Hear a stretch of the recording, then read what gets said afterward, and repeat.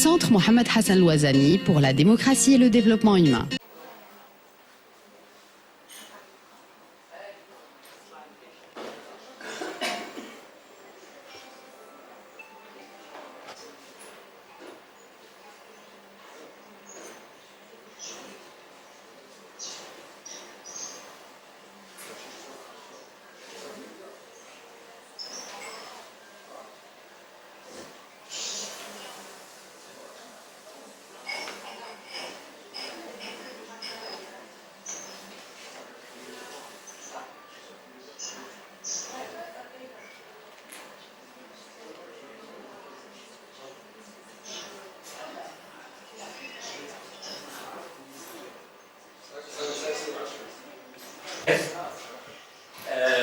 لي الشرف ان اتراس هذا اللقاء ارحب بالحضور الكريم.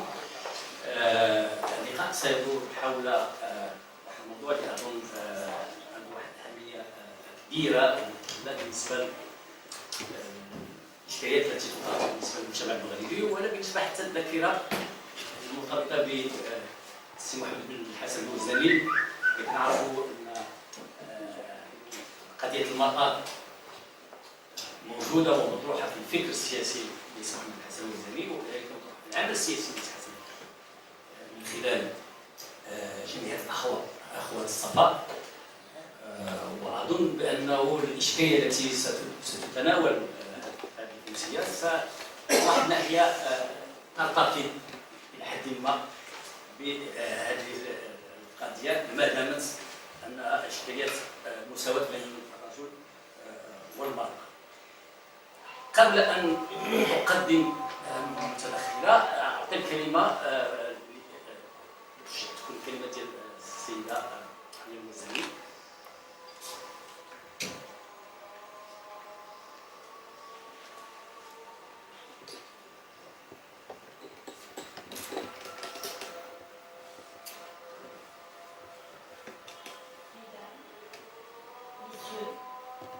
Chers professeurs, chers amis, c'est avec une grande joie que je vous souhaite la bienvenue au nom du Centre Mohamed Hassan Louazani pour la démocratie et le développement humain. Aujourd'hui, nous sommes particulièrement heureux d'accueillir pour notre 5e conférence au titre de l'année 2017 Madame la professeure Fadma Aïtmous de l'Université Hassan II à Ain Choc de Casablanca. Je tiens à signaler que c'est la 3e conférencière femme de notre cycle de conférences depuis 2014, ce dont nous pouvons nous féliciter, même si la voie vers la parité entre conférencières et conférenciers est sans doute encore longue. Au sein de notre conseil, nous veillons à atteindre cet objectif dans un avenir pas trop lointain.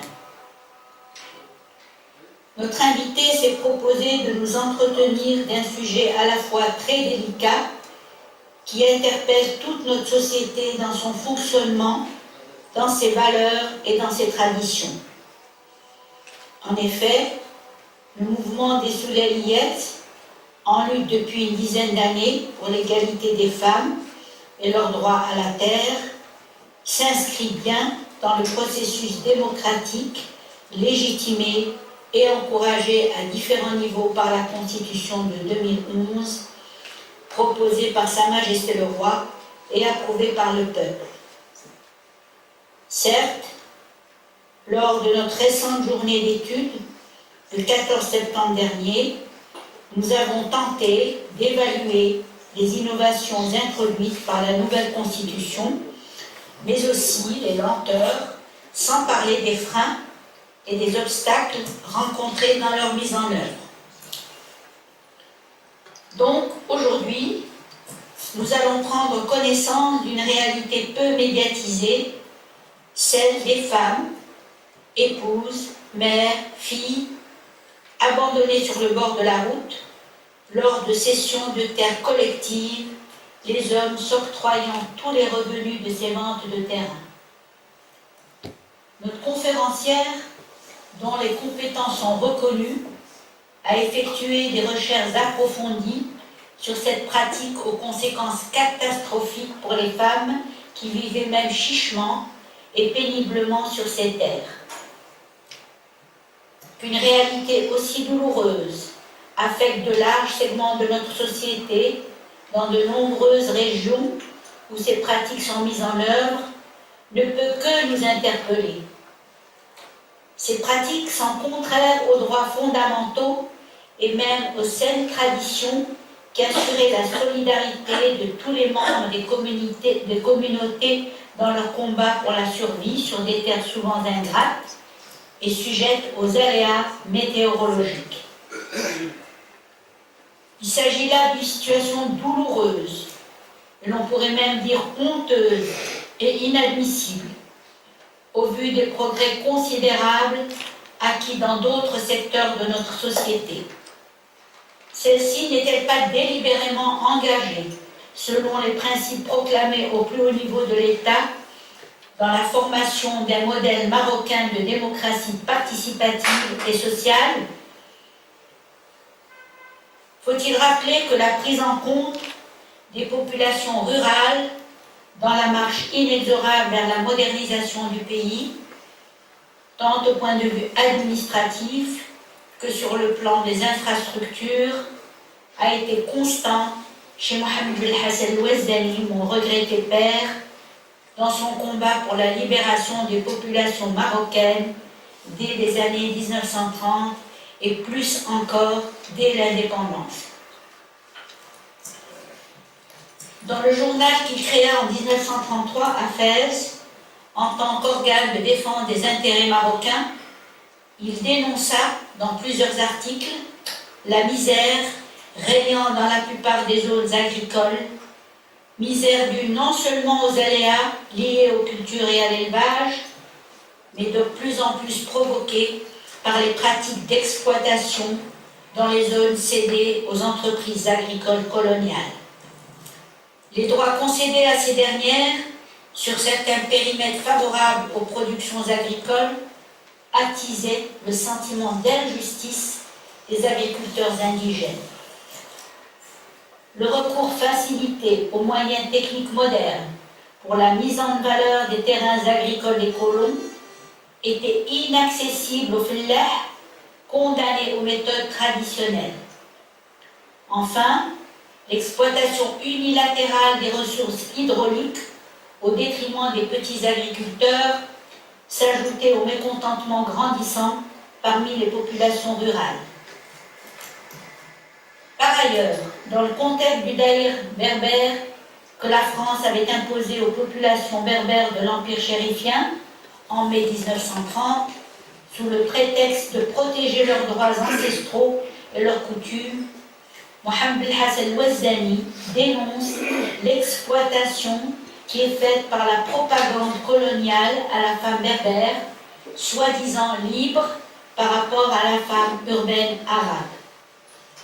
Dans une longue analyse de la politique de berbérisation entreprise par les autorités du protectorat, Mohamed Belhassan Louazzani écrit dans l'Action du peuple du 20 octobre 1933, je cite, « Quant à dire que la femme berbère est libre et que l'esclavage est inexistant parmi les populations berbères, on y saurait adhérer. La femme berbère est non seulement privée de toute liberté, mais elle est réduite à la condition d'un simple objet. Ainsi, elle se trouve exclue de tout héritage et, chose bien pire, elle fait partie de l'héritage sous prétexte de conserver le patrimoine. » Fin de citation. Puis Mohamed Belhassan Louazzani dénonce la politique berbère de la France. Elle contribue selon lui à conserver, je cite, des coutumes archaïques et inhumaines. Elle porte à ses yeux, je cite, un préjudice considérable à la France qui se flatte d'être à l'avant-garde de la civilisation et du progrès.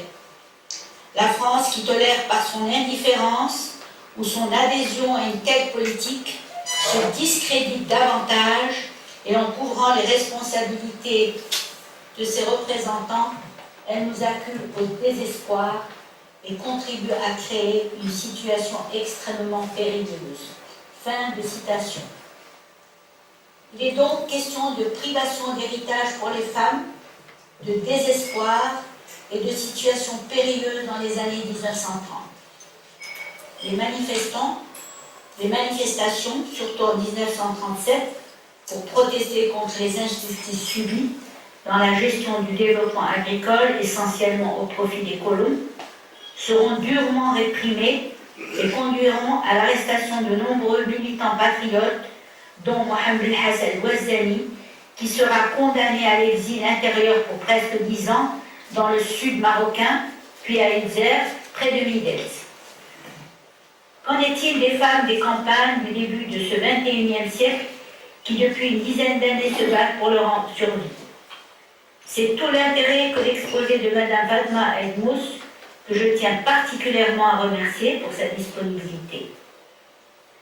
Mes remerciements s'adressent également à M. le professeur Mohamed Mourket, membre de notre conseil, qui a accepté de présider cette séance.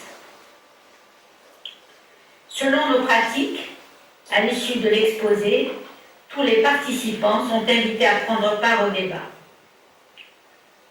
Je tiens à signaler que l'exposé et le débat sont enregistrés et seront prochainement disponibles sur notre site ainsi que sur YouTube. C'est la raison pour laquelle il est important que les intervenants annoncent leur identité, nom et titre ou fonction pour que les auditeurs puissent mieux saisir les interventions.